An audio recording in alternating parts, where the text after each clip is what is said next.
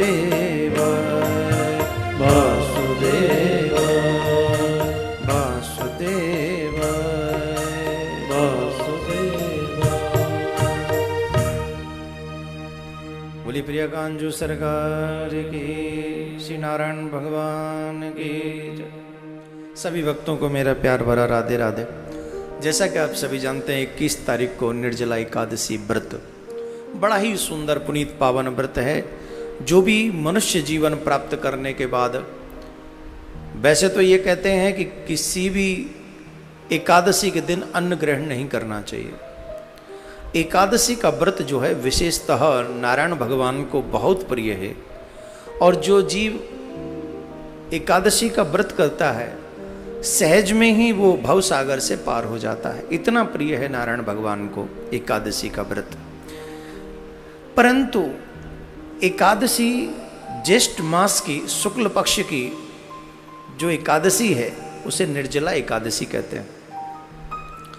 निर्जला एकादशी का सबसे बड़ा फल यह है कि जो व्यक्ति 12 महीनों की 24 एकादशी नहीं रख सकते, और अगर वो एक एकादशी का व्रत भी रख लें, वो भी निर्जला। निर्जला का मतलब ही है जल के बिना।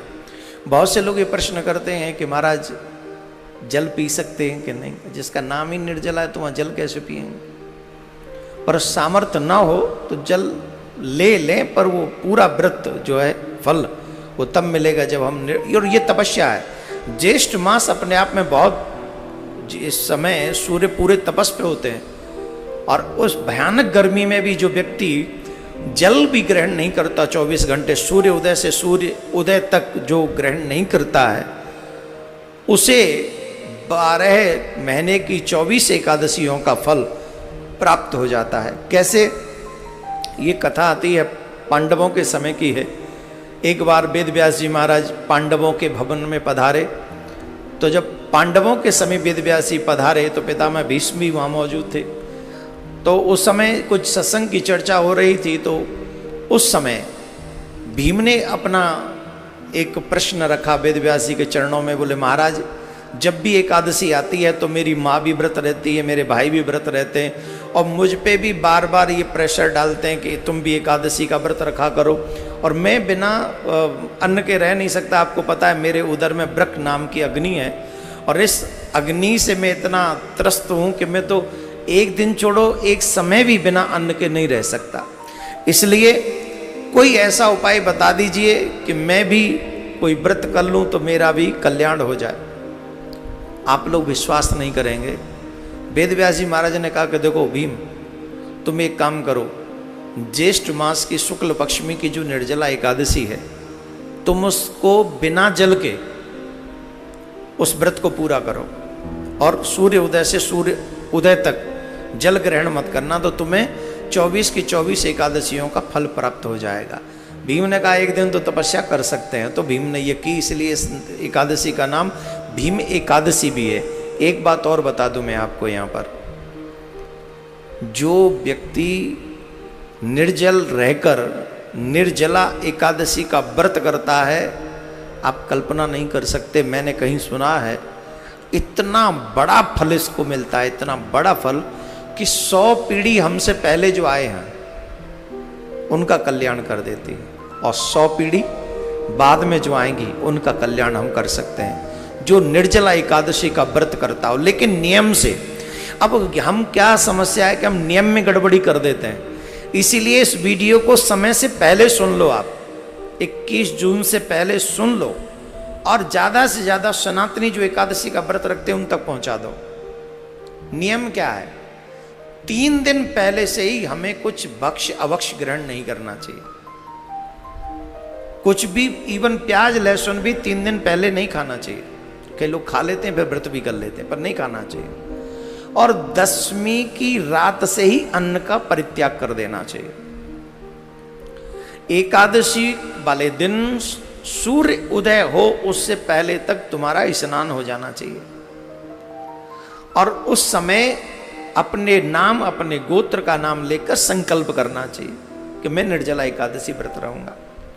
और भगवान श्री श्याम सुंदर से ये प्रार्थना करनी चाहिए कि आप इतनी सामर्थ्य दें कि मैं ये व्रत संपन्न कर सकूं, क्योंकि भगवान के बिना संभव नहीं, गर्मी चरम पर होती है, भगवान कृपा करें तभी संभव हो पाता है। फिर ये संकल्प करें और फिर भगवान का पूजन करें।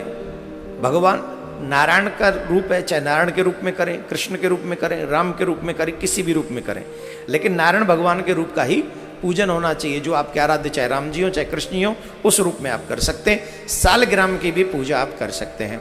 ज़्यादा से ज़्यादा मैंने शुरुआत इसी भजन से की, ओम नमो भगवते वासुदेवाय, क्योंकि आप इस मंत्र का ज़्यादा से ज़्यादा जाप करें।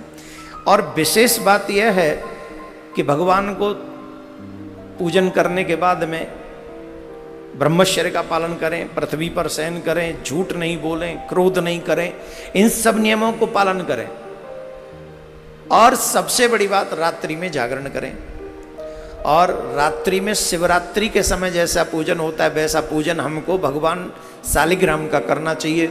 जैसे शिवरात्रि पे हम लोग शिवलिंग की पूजा करते हैं और 4 पहर की पूजा करते हैं और 4 पहर उनकी पूजा करके उनका अभिषेक करते हैं, बेलपत्र से उनका अभिषेक करते हैं, ठीक वैसे ही हमें सालिग्राम का 4 पहर का पूजन अगर रात्रि में कर सकें विधि विधान से।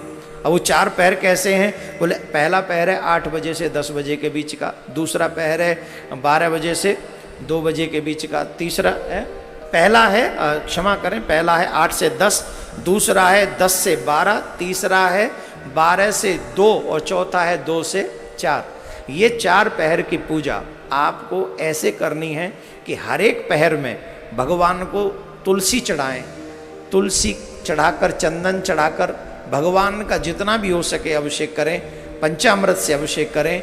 हो सके तो जितनी ज़्यादा माला आप ओम नमो भगवते वासुदेवाय की जाप कर सकेंगे।